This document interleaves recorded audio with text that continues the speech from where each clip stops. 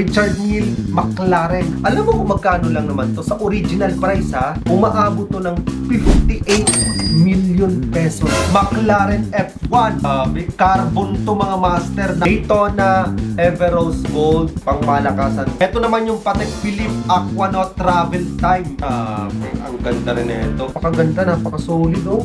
AP Royal Oak 15400 Black Dial. Dito sa 99.9% same as original. Ano ang feelings? Kung ano yung bigat? Kung ano yung ganda?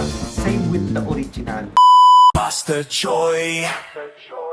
At yun mga master, andito na ang pinakaantay nating mga pangmalakasan nating mga relo. Etong order nito, ang may-ari nito, taga, I'm not mistaken, Nueva Ecija. So, hindi na natin sasabihin kung saan particular diyan sa Nueva Ecija. Pero, this one is order na to ng client namin na pre-order to. Una niyang in-order sa atin, itong pangmalakasan nating Daytona Everose Gold, pangmalakasan to, 99.9% same as original. Marami nang nag-order nito sa amin mga master, no? Ito nga, ganitong Daytona na to.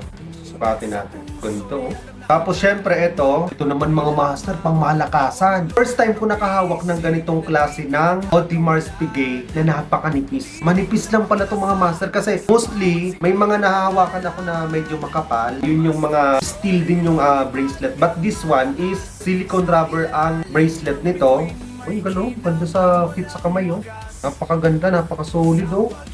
Ang nipis. AP Royal Oak 15400 Black Dial. Ayan master, napakanipis na itong mga master. Ang maganda kasi dito, see-through din ang likod, tapos parang iba yung movement niya doon sa pangkaraniwan na na Audemars na lagi nating na-feature, no? Eto manipis, sobrang nipis, tapos napakagaan, ang ganda ng rubber strap niya. Ganito. Ang alam ko mga master, meron tong collaboration with the Swatch. Nilabas na ata nila yung, di ko lang sure kung yun na talaga yung pinaka timepiece na nilabas nila with collaboration of Swatch. So ngayon mga master, wala pa tayong ganung copy, but this one, eto yung order sa atin ng client natin. Ang price nito sa original, if I'm not mistaken, nasa 3.4 million based dun sa internet.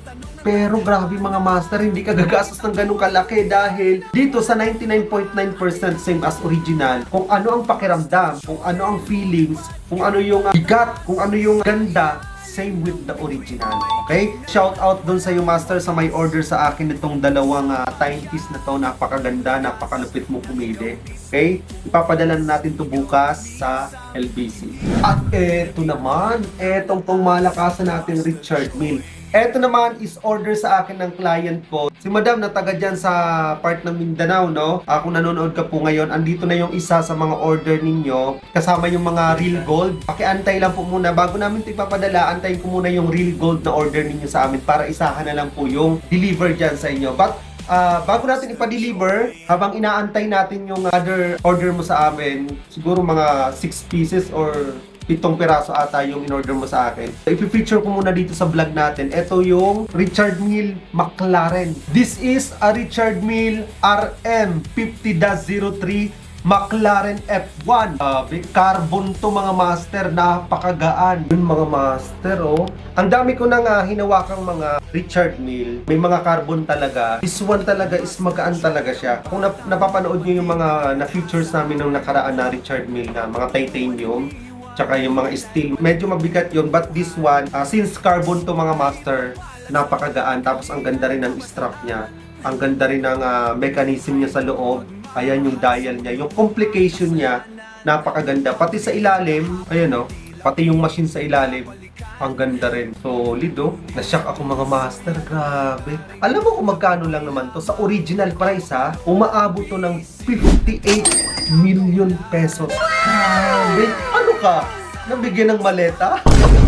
Master ang lupit ng mga pinapahanap mo sa aking malakasan nating relo. Alam naman ng mga tao doon sa kanila na mayaman talaga sila. Alam naman ng tao na may business sila kasi na-share sa akin ni Master kung anong business niya. At sigurado ako na sobrang yaman ng tao na to dahil alam ko kung anong industry ng business nila. Ngayon, kung magsusuot ka ngayon ng ganitong 99.9% same as original, sino bang magsasabi? Kasi kagayang-kagaya talaga eh. Parehong-pareho talaga ng original. That means na pagsuot mo to, hindi ka pagkakamalan. Pangalawa, grabe, kung mayaman ka, yung 58 million since business-minded ka, yung 58 million, tutubo na ng tutubo yun para ka lang makabili ng ganito. Kaya lahat ng mga client namin dito mga wais hindi dahil wala silang pambili, hindi dahil ayaw nila ng original. Bagkos, meron na talaga silang mga original plus ginagawa lang nila itong pangharabas, pang araw-araw, tapos pangpalit doon sa mga original nila. Dahil gusto lang nila magkaroon ng mga iba't ibang variant, di ba? Kasi meron naman silang original so ibang variant naman, pero looks original. Grabe, master. Namangha ako, 58 million, $1 million. Grabe. Napakaganda. Eto mga master, ipapakita ko sa inyo, wala pang may-ari nito ha. Kung nanonood ka ngayon at nakaabot ka sa video na to at napapanood mo to, pwede mo pa tong orderin. Napakaganda rin na ito. Eto naman yung Patek Philippe Aquanaut Travel Time. Ang ganda rin na ito. Eto mga master kasi, may mga Patek Philippe kasi na hard blue, yung parang sky blue ba ang tawag doon, or medyo matingkad ng konti dito. Eto pala yung opaline. Grabe, ang ganda na ito. Ang mahal din nito sa original mga master. Search nyo na lang sa internet kung magkano to. Ganito. Tapos mga master, working din lahat ng chrono dito. May mga copy kasi ng Patek mga master na hindi ito na pipindot. Pag pinindot mo to master, ayan o. Nasa-select mo yung oras. Ayan. Ayan.